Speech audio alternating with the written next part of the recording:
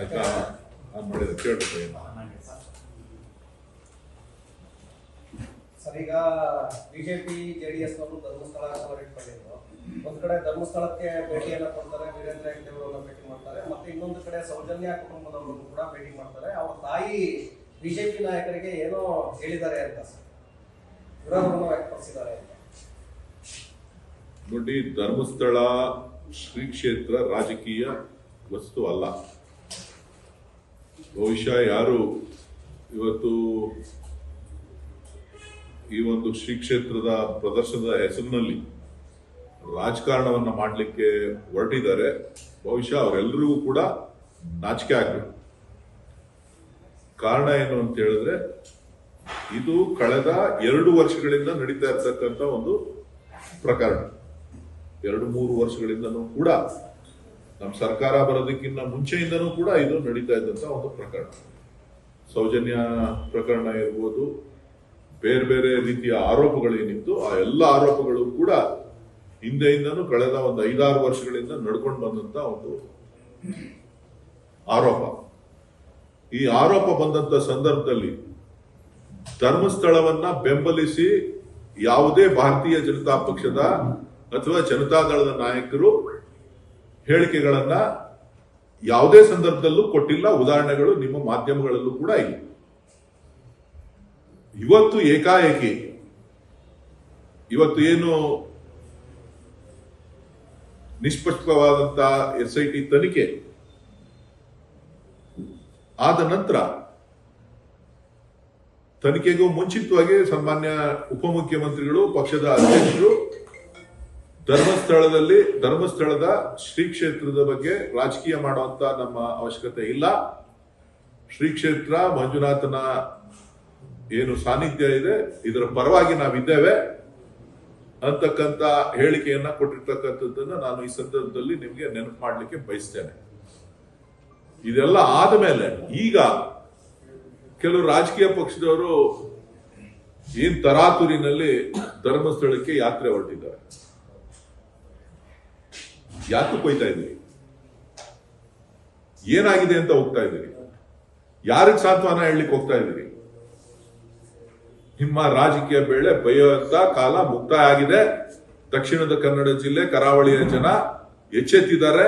ಮುಂದಕ್ಕೆ ನಿಮ್ಮ ನಾಟಕಗಳು ನಡೆಯೋದಿಲ್ಲ. ನಿಮ್ಮ ಒಳ ರಾಜಕೀಯ ಒಪ್ಪಂದಗಳೇನಿದೆ, ಆ ಒಳ ಒಪ್ಪಂದಗಳಿಂದ ಇವತ್ತು ಧರ್ಮಸ್ಥಳಕ್ಕೆ ಒಳ ರಾಜಕೀಯದಿಂದ ನಿಮ್ಮ ಧರ್ಮಸ್ಥಳಕ್ಕೆ ಕೆಟ್ಟೆಸರು ಅನ್ನೋಂತ ಪ್ರಯತ್ನಗಳೇನು ನಡೀತದೆ, ಅದು ಇವತ್ತು ಕಾಂಗ್ರೆಸ್ ಪಕ್ಷ, ಕಾಂಗ್ರೆಸ್ ಸರ್ಕಾರ ಅದನ್ನ ವಿಫಲ ಮಾಡಿದೆ. ಅದನ್ನ ರಾಜ್ಯದ ಜನರಿಗೆ ತೋರಿಸಿದೆ.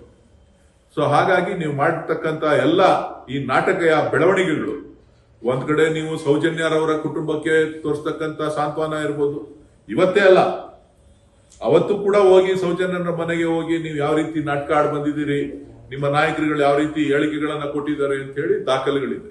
ಇವತ್ತು ಕೂಡ ಅದೇ ತರದ ಒಂದು ವ್ಯವಸ್ಥೆಯನ್ನ ಇವತ್ತು ನೀವು ರೂಪಿಸಿ ಜನರಿಗೆ ಮರಳು ಮಾಡ್ತಕ್ಕಂಥ ಒಂದು ಪ್ರಯತ್ನವನ್ನ, ನಿಮ್ಮ ಆರೋಪದಿಂದ ನೀವು ಮಾಡಿರ್ತಕ್ಕಂಥ ಕೊಳಕು ರಾಜಕಾರಣದಿಂದ ಆಚೆ ಬರಲಿಕ್ಕೆ ಇವತ್ತು ನೀವು ಧರ್ಮಸ್ಥಳದ ಯಾತ್ರೆಯನ್ನ ಮಾಡ್ತಾ ಇದ್ದೀರಿ. ಇವತ್ತು ಧರ್ಮಸ್ಥಳದ ಮಂಜುನಾಥನ ಮೇಲೆ ಪ್ರೀತಿ ಆಗ್ಲಿ, ಶ್ರೀ ಕ್ಷೇತ್ರದ ಬಗ್ಗೆ ಇರತಕ್ಕಂಥ ಗೌರವ ಆಗ್ಲಿ, ಅದರ ಮೇಲೆ ಮಾಡಿರ್ತಕ್ಕಂಥದ್ದಲ್ಲ, ಅವ್ರು ಮಾಡ್ತಾ ಇರ್ತಕ್ಕಂಥ ಕಾರ್ಯಕ್ರಮಗಳ ಮೇಲಿಂದ ಅಲ್ಲ ಅಂತಕ್ಕಂಥದ್ದನ್ನ ನಾನು ಈ ಸಂದರ್ಭದಲ್ಲಿ ಹೇಳಲಿಕ್ಕೆ ಬಯಸ್ತೇನೆ.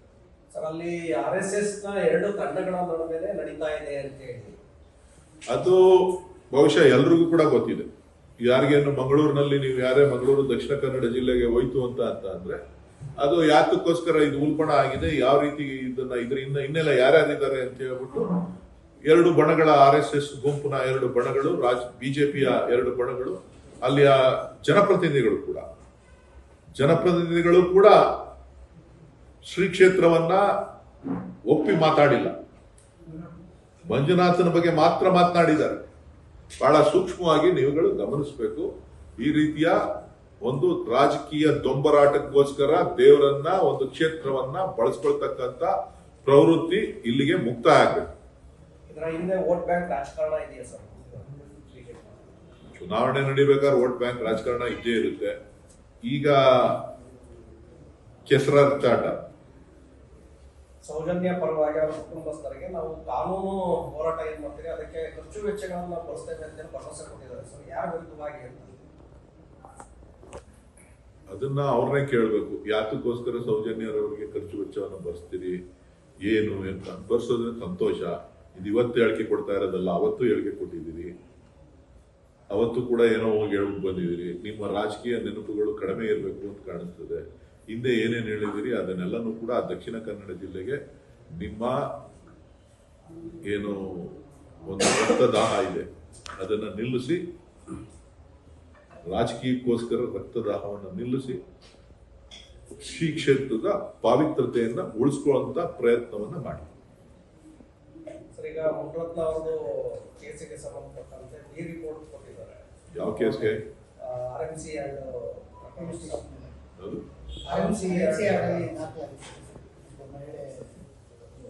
ಅದು ಅವ್ರು ಬಿಜೆಪಿ ಅವ್ರನ್ನೇ ಕೇಳಬೇಕು. ಬಿಜೆಪಿಯ ಮಹಿಳೆ ಅವರು, ಬಿಜೆಪಿಯ ಮಹಿಳೆ, ಬಿಜೆಪಿ ಕಾರ್ಯಕರ್ತೆ, ಅವರು ಅವ್ರ ಪಕ್ಷದ ಶಾಸಕರ ಮೇಲೆ ಅವ್ರು ಮಾಡಿರುವಂತ ಅತ್ಯಾಚಾರದ ಬಗ್ಗೆ ಆರೋಪ, ಸಾಕ್ಷಿ ಇಲ್ಲ ಅಂತ ಹೇಳಿದ್ದಾರೆ.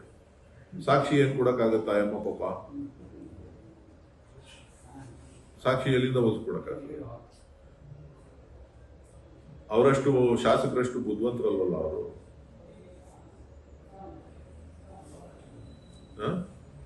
ಸೊ ಹಾಗಾಗಿ ಅದು ಬಿಜೆಪಿ ಅವ್ರಿಗೆ ಸಂಬಂಧಪಟ್ಟಂತ ಕೇಸೇ ಹೊರತು ನಮಗ್ ಸಂಬಂಧಪಟ್ಟಂತ ವಿಚಾರ ಅಲ್ಲ. ಜಾತಿ ನಂದನೆ ಆರೋಪದಲ್ಲಿ ಸತ್ಯ ಪ್ರೂವ್ ಆಗಿದೆಯಲ್ಲ, ಅದ್ರ ಬಗ್ಗೆ ಮಾಧ್ಯಮಗಳು ಹೇಳ್ಬೇಕು. ಇನ್ನೊಂದು ಪ್ರಕರಣದಲ್ಲಿ, ಅತ್ಯಾಚಾರ ಪ್ರಕರಣದಲ್ಲಿ, ಇನ್ನೊಂದು ಪ್ರಕರಣದಲ್ಲಿ ಅತ್ಯಾಚಾರ ಮಾಡಿದ್ದಾರೆ ಅಂತ ಹೇಳಿ ಅದು ಪ್ರೂವ್ ಆಗಿದೆಯಲ್ಲ, ಅದ್ರ ಬಗ್ಗೆ ಕೂಡ ನೀವು ಬೆಳಕನ್ನ ಚೆಲ್ಲಬೇಕು. ಅವರ ಬಿಜೆಪಿಯ ಕಾರ್ಯಕರ್ತರು ಮಾಡಿರೋದಕ್ಕೆ ಬಿಜೆಪಿಯ ಅಧ್ಯಕ್ಷರು, ರಾಜ್ಯಾಧ್ಯಕ್ಷರು ಮತ್ತು ರಾಷ್ಟ್ರೀಯ ನಾಯಕರು, ಅವ್ರಿಗೆ ಬೇಕಾದಂತ ರಾಷ್ಟ್ರೀಯ ನಾಯಕರು ಬಹಳಷ್ಟು ಬೆಂಬಲ ಇದೆ. ಅವರು ಅದ್ರ ಬಗ್ಗೆ ಉತ್ತರಗಳನ್ನ ಕೊಡಬೇಕು. ಇವತ್ತು ಜಾತಿ ನಿಂದನೆ ಮಾಡಿರ್ತಕ್ಕಂಥದ್ದು ಪ್ರೂವ್ ಆಗಿದೆ. ಅವರ ಧ್ವನಿ ಅಂತ ಹೇಳಿ ಪ್ರೂವ್ ಆಗಿದೆ. ಅದನ್ನೇನು ಯಾರು ಅಲ್ಲಗಳಕ್ಕೆ ಸಾಧ್ಯನೇ ಇಲ್ಲ. ಇವತ್ತು ಏನೋ ಹೀರೋ ತರ ಬಂದ್ಬಿಟ್ಟು ಸ್ಟೇಜ್ಗಳಲ್ಲಿ ಭಾಷಣ ಮಾಡ್ತಾರೆ. ಯಾವ ಮುಖ ಹೊತ್ಕೊಂಡು ಜನದ ಹತ್ರ ಬಂದು ಭಾಷಣ ಮಾಡ್ತಾ ಇದ್ದಾರೋ ಗೊತ್ತಿಲ್ಲ. ಮಾತಾಡೋಣ, ಮುಂದಕ್ಕೆ ಇನ್ನೇ ಅವಕಾಶಗಳಿದೆ. ಬಾಲಕೃಷ್ಣ ಅವರು, ರಾಜಣ್ಣ ಅವರು ಬಿಜೆಪಿ ಒಂದು ಹೆಜ್ಜೆ ಇಟ್ಟಿದ್ದಾರೆ ಅಂತ ಹೇಳಿದ್ದಕ್ಕೆ ಎಲ್ಲರೂ ಸಹ ಹೋಗ್ತಾ ಇರ್ಬೋದು. DK ಟೀಮ್ ಹೋಗ್ಲಿಕ್ಕೆ ಅವ್ರು ಇರ್ಬೋದು, CM ಸ್ಥಾನ ಕೊಟ್ರೆ ಹೋಗ್ತಾರೇನೋ ಅಂತ ರಾಜೇಂದ್ರ ಹೇಳ್ತಾರೆ. ನನಗೆ ಗೊತ್ತಿಲ್ಲ. ರಾಜಣ್ಣ ಅವರು ಹಿರಿಯ ನಾಯಕರು, ರಾಜೇಂದ್ರನು ಹಿರಿಯ ನಾಯಕರು, ರಾಜಣ್ಣ ಅವರು ಬಹಳ ದೊಡ್ಡ ನಾಯಕರು, ರಾಷ್ಟ್ರೀಯ ನಾಯಕರು. ಅವ್ರ ಏನೇನಿದೆ ಮಾಹಿತಿ ನನಗೇನು ಗೊತ್ತಿಲ್ಲ. ಅವ್ರು ಏನ್ ಹೇಳ್ತಾರೋ ಅದಕ್ಕೆ ಉತ್ತರವನ್ನು ಕೊಡಲಿಕ್ಕೆ ಪಕ್ಷದ ವರಿಷ್ಠರು, ಮಾನ್ಯ ಮುಖ್ಯಮಂತ್ರಿಗಳು, ಪಕ್ಷದ ಅಧ್ಯಕ್ಷರು, AICC ಅಧ್ಯಕ್ಷರು, ಪ್ರಧಾನ ಕಾರ್ಯದರ್ಶಿಗಳು ಅದಕ್ಕೆ ಉತ್ತರ ಕೊಡ್ತಾರೆ. ನಾನೇನಲ್ಲ. ಪಿತೂರಿ ಮಾಡಕ್ ಯಾರು ಜನನೇ ಇಲ್ಲ. ಪಿತೂರಿ ಮಾಡಕ್ ಜನ ಇದ್ದಾರೆ. ಸೆಪ್ಟೆಂಬರ್ ಕ್ರಾಂತಿ ಅಂದ್ರೆ CM ಸ್ಥಾನಕ್ಕಾಗಿ ಬಿಜೆಪಿಗೆ ಹೋಗುವುದು ತಂಡವೇ ಸೆಪ್ಟೆಂಬರ್ ಕ್ರಾಂತಿ. ಕಾಂಗ್ರೆಸ್ ಗೊತ್ತಿಲ್ಲ ರೀ. ಅವರಷ್ಟು ತಿಳುವಳಿಕೆನೂ ಇಲ್ಲ. ನಮ್ಮ ಹತ್ರ ಜನಸಂಖ್ಯೆ ಬೆಂಬಲನೂ ಇಲ್ಲ. ಗೊತ್ತಾಯ್ತಲ್ಲ. ನಮಗೆ ಇರ್ತಕ್ಕಂಥದ್ದು ಕಾಂಗ್ರೆಸ್ ಪಕ್ಷ. ಕಾಂಗ್ರೆಸ್ ಪಕ್ಷದ ಕೆಳಗಡೆ ನಾವು ಕೆಲಸ ಮಾಡ್ತಾ ಇದ್ದೇವೆ. ನಮಗೇನಿದ್ರು ಕಾಂಗ್ರೆಸ್ ಧ್ವಜದ ಕೆಳಗಡೆ ಕೆಲಸ ಮಾಡಿ, ಕಾಂಗ್ರೆಸ್ನ ಜೊತೆ ಕೆಲಸ ಮಾಡಿ ಅಭ್ಯಾಸ ಇದೆ. ಉಳಿದದ್ದು ಅವ್ರು ಬಿಟ್ಟಿದ್ದು. ಅವ್ರು ಯಾರ್ಯಾರು ಏನೇನು ಮಾತಾಡ್ತಾರೋ